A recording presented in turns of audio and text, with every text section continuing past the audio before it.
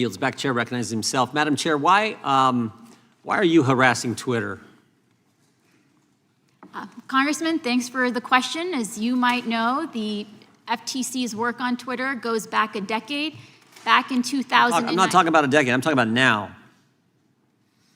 12 demand letters in 10 weeks, over 350 separate requests you've demanded of Twitter.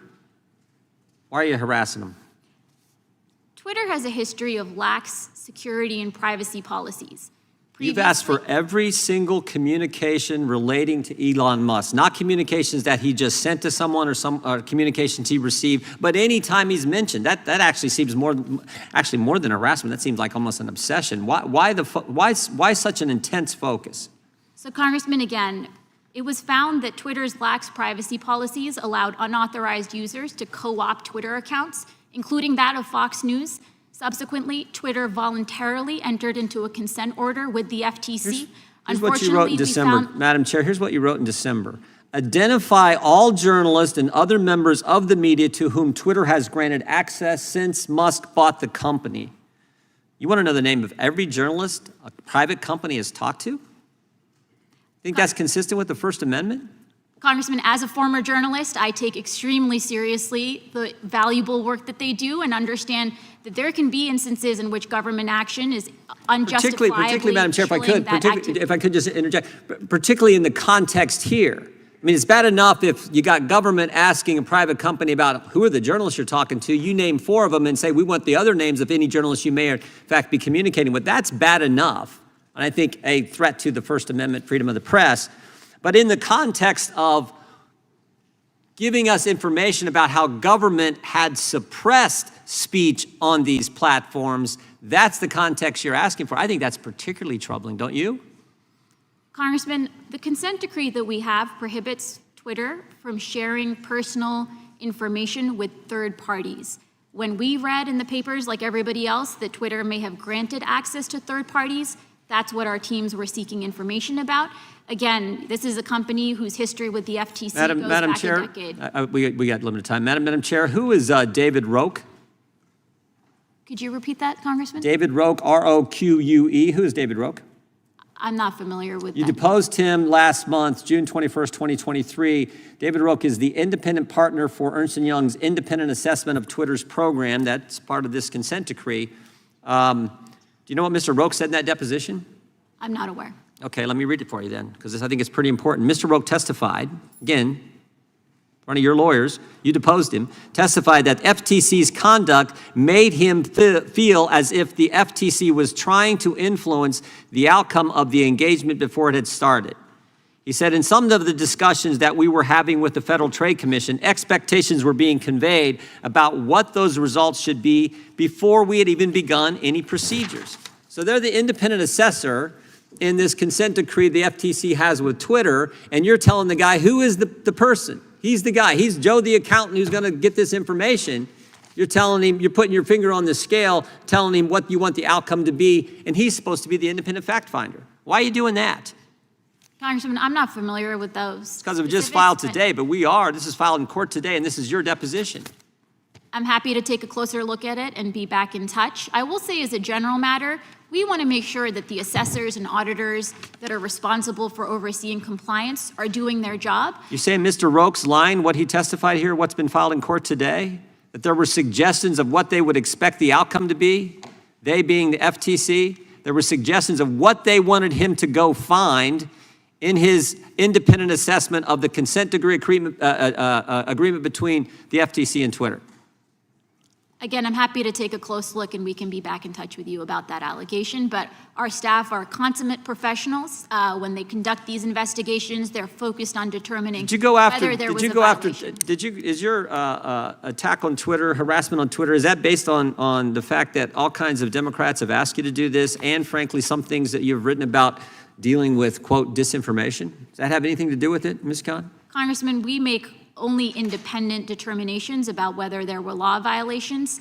The statement from Chairman Nadler, the statements from the letter, the press release and the letter from 7 Democrat senators that had no impact on it, that's not why you're doing it? Absolutely not. We look very closely at the specific matter at hand. Again, 12 Twitter demand is- letters in 10 weeks telling the independent assessor, hey, put your finger on the scale. This is the results we want. That's not harassment, and it had nothing to do with the fact that every Democrat in this town seemed to be telling you to go after Twitter. Our focus is on protecting people's privacy and security. Twitter has sensitive data on 150 million Americans, including private messages. We need to make sure, especially given its history going all the way back to 2010, we're doing everything to make sure Twitter is complying with the order.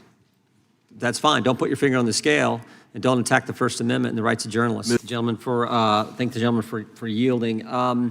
Ms. Khan, earlier, and I believe the gentleman from Arizona brought this up, you said people's privacy is paramount. I couldn't agree more. And as we talked earlier, I do think there's bipartisan support to deal with that, this sweeping up of data that happens, and scarier yet is FBI purchasing that data. So that is of paramount importance. But I would say the First Amendment's of paramount importance too. Would you agree? Absolutely. And then the gentleman from California, Mr. McClintock, asked you, what's disinformation? And you said you don't really have an opinion on that. Was that a fair assessment of your answer? As part of our job at the FTC, we're focused on deception and fraud and that sort of thing. Well, you wrote a couple years ago in a Law Review article, digital businesses such as Twitter disserve their users by facilitating the spread of disinformation. What were you talking about there then? What's disinformation? I'm happy to take a closer look at the material you're mentioning, but as part of our work at the FTC, we've seen how fraud and scams can sometimes proliferate on these social media websites. We've launched an inquiry to try to understand, why are some of these crypto scams really proliferating on these sites, and what can we be doing? These are the first two sentences in the introduction of the piece you wrote, again, just a couple years ago. Digital businesses such as Twitter disserve their users by facilitating the spread of disinformation. Who decides what's disinformation? From the FTC's perspective, it's deception and fraud. No, that's fine. You can keep using synonyms, but I want to know who decides that it's deception, who decides that it's fraud, who decides that it's disinformation. In this case, you're talking about social media companies and what gets posted on their platform. Who decides what's disinformation, what isn't? So, Congressman, again, at the FTC, we're focused on fraud and deception. There is a legal standard about what constitutes fraud. Again, this is about... But you didn't say fraud or deception, you said disinformation. And my concern is, again, and it's probably the third time I've talked about this, but the sustained attack on Twitter when the ownership there changed and the platform was committed to not taking down speech, not taking down posts, allowing the sharing of information, and not censoring information. And we just had a major decision last week from a court in Louisiana, a federal court in Louisiana, where they said the government was in fact pressuring big tech companies to censor, and big tech companies were willing to go along with it.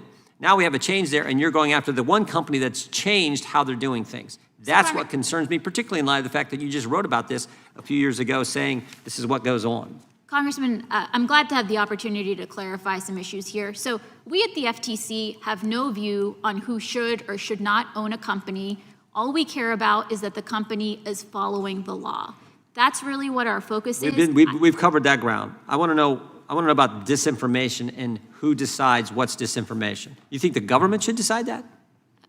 Congressman, the way I see it is concentrations of economic power, including over speech platforms and communications platform, that it's that concentrated power and the ability to pick who gets heard, who doesn't get heard, to make these types of decisions. That, I think, is concerning to all of us, and the FTC's job is to be promoting... You know what kind of speech was getting censored? Do you know what the court said last week? Have you read the opinion, by the way? I have not. It did not concern the FTC.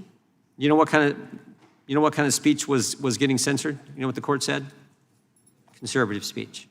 Conservative speech was all, the suppression was virtually all conservative. This is not Jim Jordan talking about, this is not Republicans on the Judiciary Committee talking, this is the federal judge who had the facts, 86 pages of facts, and laid out, put the facts and the law together in this opinion, strong opinion, which said it was a conservative speech that was getting censored and labeled as disinformation. So, Congressman, I fully understand why, given the extreme concentration of power over some of these speech platforms, why people would be afraid and worried about censorship. I couldn't agree more that when you have a handful of people making decisions about what gets seen, what doesn't get seen, who gets heard. And you think the remedy to that is for government to decide what's disinformation and what's not?